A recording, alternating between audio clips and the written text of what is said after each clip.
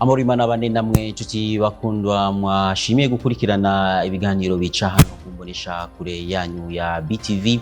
Numwanya mwiza kugira tubashikirize amakuru mu Kirundi, amakuru duhera ku ngingo nkuru ziyagize. Umushikiranganje w'amasoko ntanganguvu Ibrahim Uwizeye yabeshuje inkuru zivuga yuko hagiye kuduzwa ibiciro vy'ibitoro amwe n'umuyaga nkuba. Baza kubikurikirana muri ano makuru. Nayo umugera wa sida ubandanya wiyongera, aho muganga Dr Jean-Baptiste Nzorironkankuze ajejwe ari umunyamabanga mukuru mu nama nkuru ijejwe kuganya ikiza ca sida yabishikirije. Muraza kubikurikirana n'ayandi makuru atari make twabateguriye mudo nido mukanya.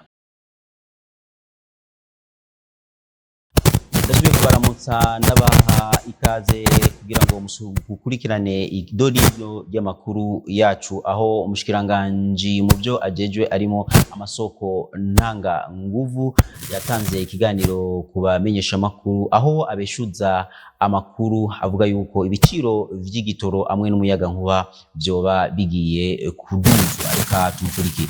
Ubushikiranganje bw'amazi meza amasoko ntanga nguvu ubutari n'agataka urabeshuje bivuye inyuma ibihuha biko biraca ku mbuga ngurukanabumenyi bivugwa iduzwa igiciro cy'igitoro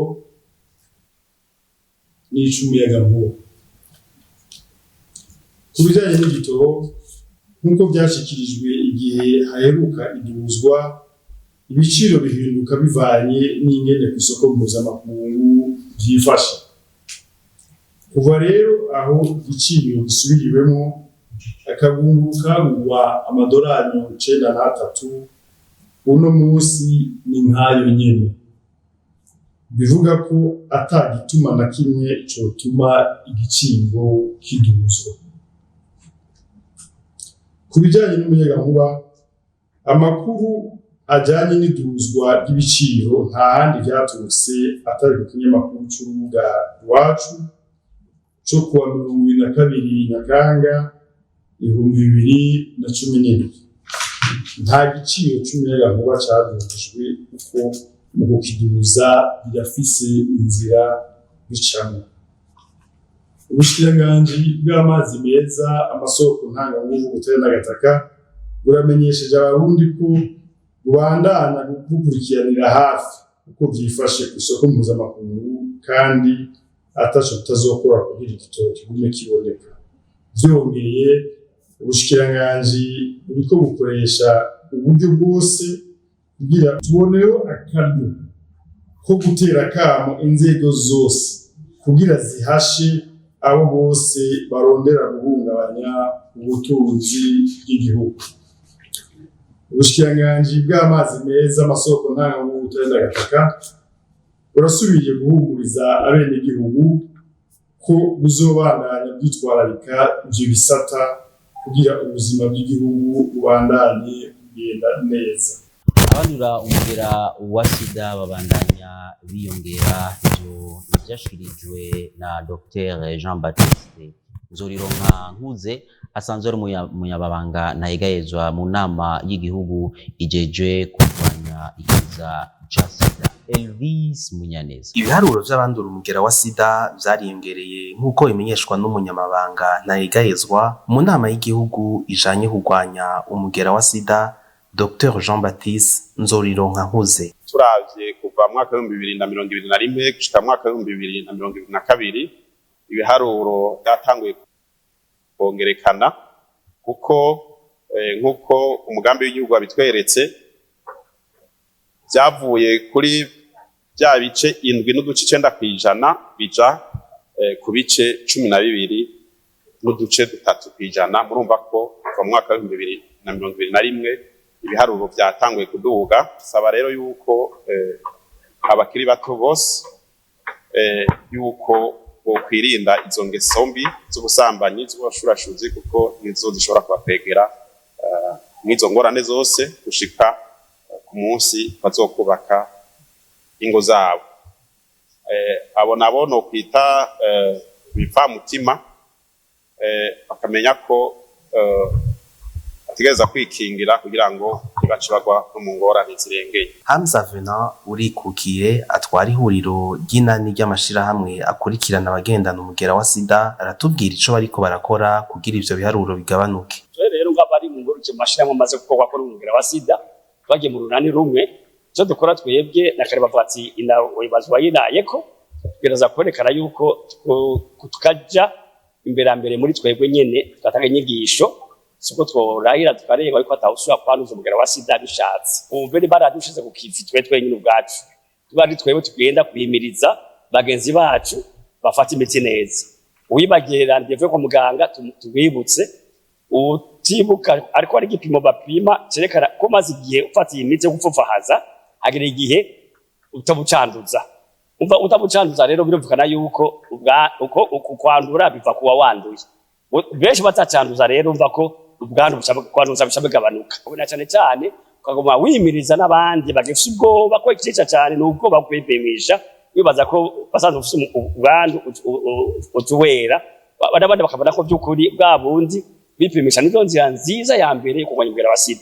kuko yipimishije ubwa mbere ubu twarateye imbere baguteye umugera wa sida barindira kusinzikara kuri abagushaka imiti y'ubufufahaza mugabo ubu ihangiro ry'amakungu yose cyo bita mu Faransa tester traité ucanga umugera wa sida mbabonye uwo munsi nyine barabagushaka ku muti. Ku ruganda rwari ruhurikiyemwo amashirahamwe atandukanye yigenga ajanye no kurwanya umugera wa sida n'ubushikiranganji bw'amagara y'abantu no kurwanya sida. Itegeko riduza amakori mu gisata c'amahoteli ryoba ryarashizweho babanje kumvikana n'abajejwe ico gisata bivugwa na Jacques Bigirimana arongoye igisata c'ingenzi. Ni nkuru twateguriwe na mugenzi wacu Benoit Sindayigwanya. Ubuyobozi bukuru vyo bujejwe harimwo za mukerarugendo bwatunganije uruganda kuruno wa 22 Nyakanga 2023 ibujumbura hari mu ntumbero yo guhanahana ivyumviro ku itegeko rishasha riduza amafaranga y'amakori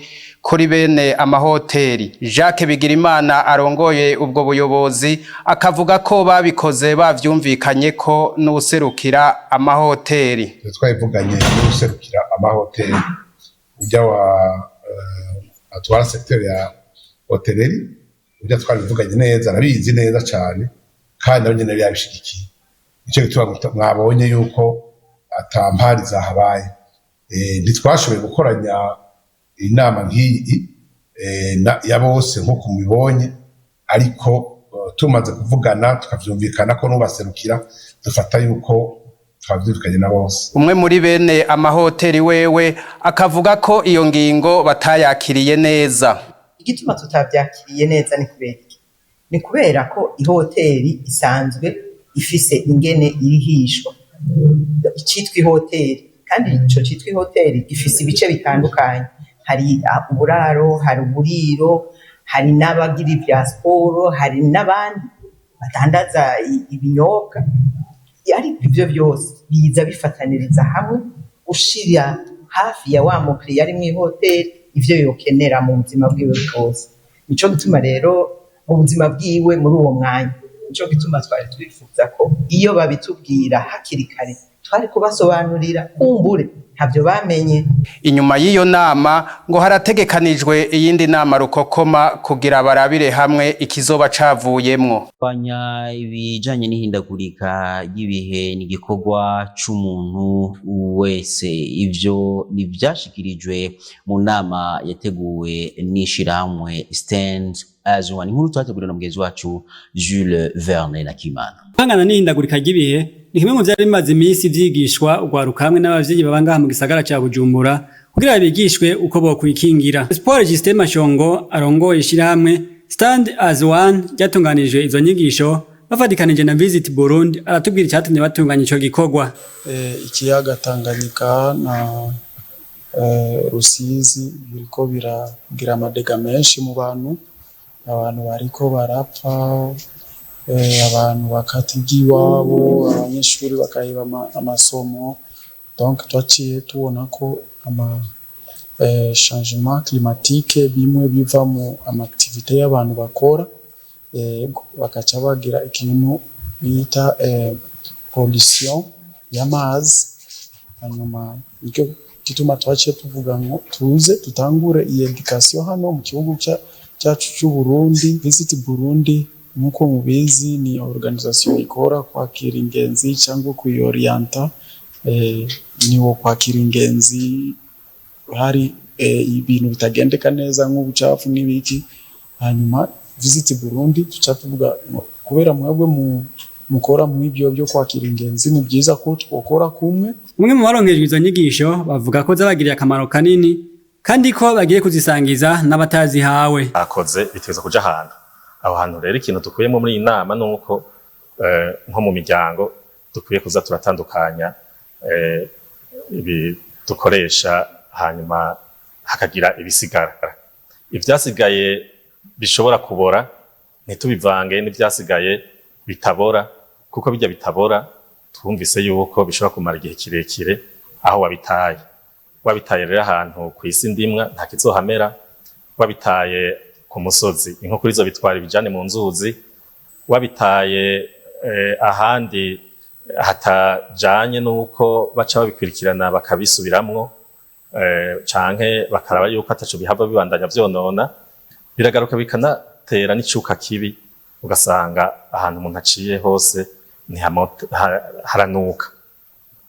Twarabonye yuko icambere na mbere twokwirinda kuza turata imicafu aho tubonye hose, kuko ari ivyo dusanga vyagiye gucafuza isi yacu, bikonona ivyo dufungura, bikazana ingwara ku magara yacu. Twarabonye kandi yuko twoza turatandukanya iyo micafu. Hari ubwoko bubiri bw'imicafu, hari ibora n'itabora. Iyo micafu tukayitandukanya mu kuyita.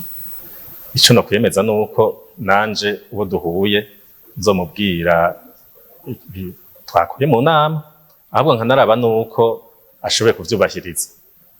Turemeye yuko tugiye guhimiriza abandi bose mu kuza turababwira yuko bakwiye gukingira ibidukikije n'ibintu boza barakora kugira ngo birinde izo mpanuka zitewe n'ihindagurika ry'ibihe.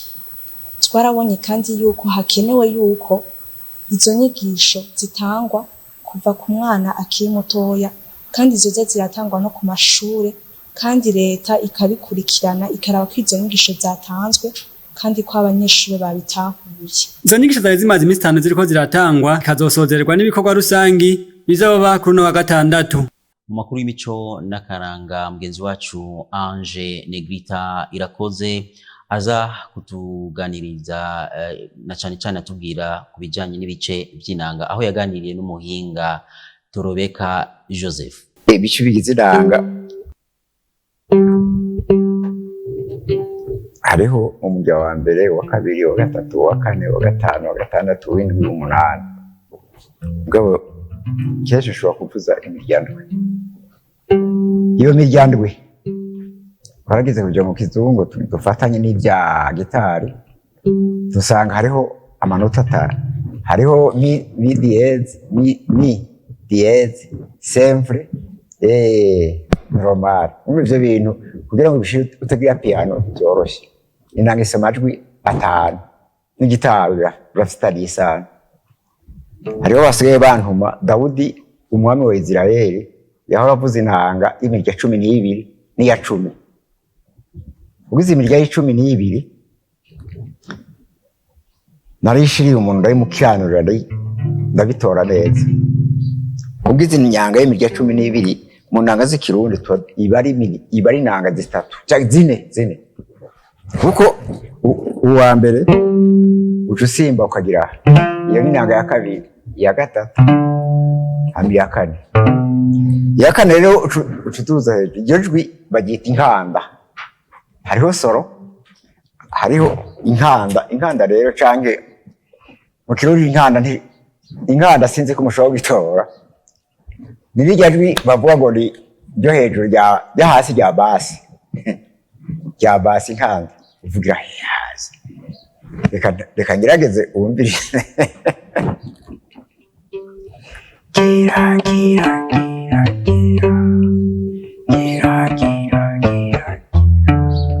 nuko ari bikeye biravuzwa. Jewe nakubwiye ko mpaje mu madote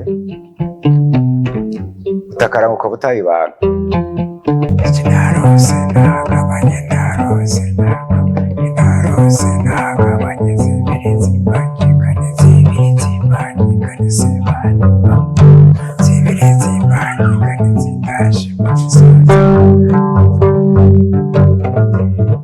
arakaza arakaza arakaza tuzuza arakaza tunyiri abanyarwanda yavuze ko azoba bimukeye itatu anatsinda yagabiye urugamba rw'amagara kirataye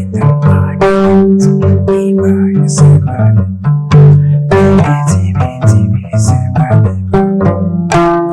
Inkuru ya nyuma y'ano makuru yacu ni ijanye n'inkino dushikirizwa na mugenzi wacu Jules Boris Ingabire. Umugwi nserukiragihugu intamba mu rugamba w'abigeme bakinye urukino rwabo rwa mbere rwabahujije n'igihugu ca Ethiopia mu nkino zo gukurakuranamwo barondera itike y'igikombe ca Afrika kizobera mu gihugu ca Maroc mu mwaka wa 2024. Urwo rukino rukaba rwaje kuba rurangira iyo migwi yo inganya igitsindo kimwe mu kindi. Ku ruhande rw'u Burundi igitsindo kikaba caje kuba cinjizwa n'uwitwa Kanyamuneza Afrika. Mumenya ko urukino rwo gusubiriza ruzobera mu gihugu ca Ethiopia kugenekerezo rya 26 Nyakanga umwaka wa 2023. Umukinyi Alfred Nkurunziza batazira Peter agiye gukinira umugwi wa Aigle Noir wo mu ntara ya Makamba. Uwo musatirizi yaje kwinjiza ibitsindo bigera kuri 18 mu mwaka uheze mu iganwa rya Primus League Burundi. Avuga ko ari mu rutonde rw'abakinyi bazojana na Aigle Noir muri Tanzania gutegura urukino rwo gusubiriza ruzobahuza n'umugwi wa Stade Marie akazokina n'inkino za Primus League gushika mu kwezi kwa mbere. Uwo musore w'imyaka 19 akabandanya avuga ko atagihindutse azosubira muri Misiri iyo yahora mu mugwi wa Al Ittihad Alexandria kuko yashitseyo Mercato isigaje iminsi mike ngo bugare. Alfred Nkurunziza Peter akaba yarakinira umugwi wa Bumamuru Football Club mu mwaka w'inkino uheze. Nayo mu iganwa rikuru rya Primus League Burundi umugwi wa Rukinzo Football Club wejeje gutsinda umugwi wa Tel Aviv FC ibitsindo 2-0 mu rukino rwa mbere rwo kundwi igira ya gatandatu mu iganwa rikuru rya Primus League Burundi mu mwaka wa 2023 ushira umwaka wa 2024. Rukinzo ikaba iciye kwiza amanota agera ku 10 mu nkino zitandatu mu gihe Tel Aviv yo igifise amanota 3 yaje kuba ironka mu nkino zitandatu ubwo yatsinda umugwi wa Moso Sugar uherutse guduga nawo nyine uvuye mu cicaro ca kabiri. Izindi nkino zikazobandanya ku munsi wa gatandatu ndetse no kuimana. Umukinyi Gibeni Jimbere ariko aritwara neza mu gihugu ca Republika Iharanira Intwaro Rusangi ya Kongo. Ni mu gihe yaje kuba atogwa nk'umukinyi mwiza yaje kuba yinjiza amanota menshi miganwa y'igikombe ca basket cyo muri Congo Coupe du Basket du Congo. Umugwi wa Ami Basketball usanzwe ukinanwa kandi na mugenzi we Landry Ndikumana bakinanye mu mugwi w'urunani ukaba waje kuba uwa kabiri muri iryo higanwa. Abakongomani bakamubonamwo ingabire ikomeye cyane bamwe bakanamugereranya n'umwe mu bakinyi bakomeye muri NBA Stephen Curry asanzwe akinira umugwi wa Golden State and Warriors. Umumenyereza yahoze amenyereza umugwi wa RB Leipzig ndetse n'umugwi wa Bayern Munchen muri Bundesliga mu gihugu c'Ubudagi. Yatowe ngo abo umumenyereza mukuru w'umugwi serukiragihugu w'ico gihugu Mannschaft gushika genekerezo rya 31 mu kakaro umwaka wa 2024 kabaje gusubirira Hansi Flick yahoze amenyereza nawe umugwi wa FC Bayern Munchen. Mu mpera zino ndwi haratikanijwe inkino zikomakomeye ku mugabane wa Buraya aho twavugana cyane cyane mu iganwa rya Saudi Pro League. Umugwi wa Al Nassr usanzwe ukinamwo Cristiano Ronaldo uzaba uri kurakina n'umugwi wa Al Ahly. Paris Saint-Germain muri Ligue 1 kuri kibuga cabo Parc des Princes uzaba uri kurakina n'umugwi wa Olympique de Marseille akaba ari classique yo mu gihugu c'Ubufaransa. Na mu gihugu c'Ubwongereza umugwi wa Arsenal de Ghana uzaba uri kurakina n'umugwi wa Tottenham Hotspur ku kibuga Emirates Stadium.